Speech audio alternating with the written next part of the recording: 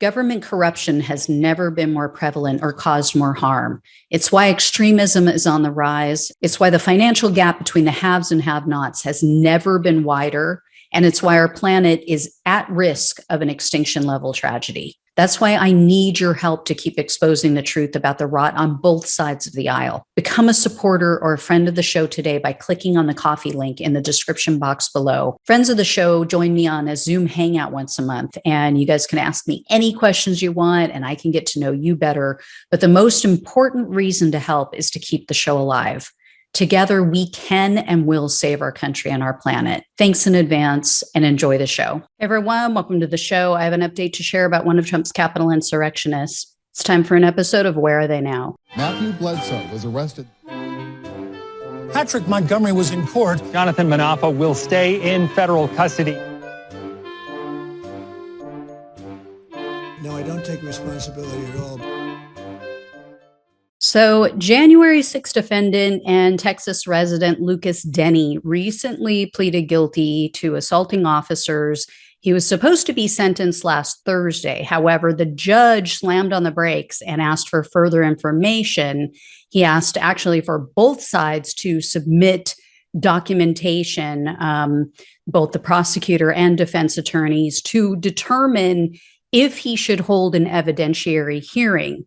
So here's the deal. Here's why this is happening.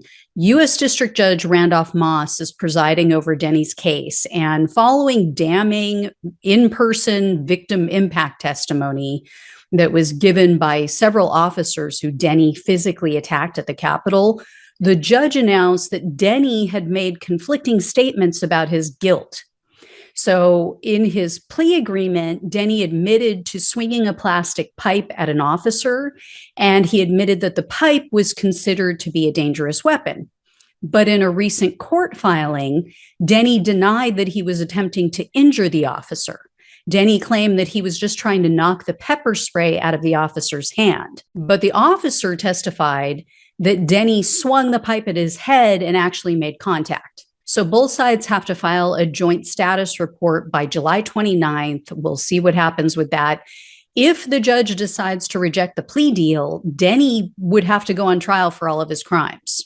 And that includes obstructing an official proceeding, which, as you guys probably know, if you've been following my show, that's a felony that it comes with a maximum 20-year prison term. But this case has been kind of a shit show since the beginning. The government actually lost track of this guy. You might remember.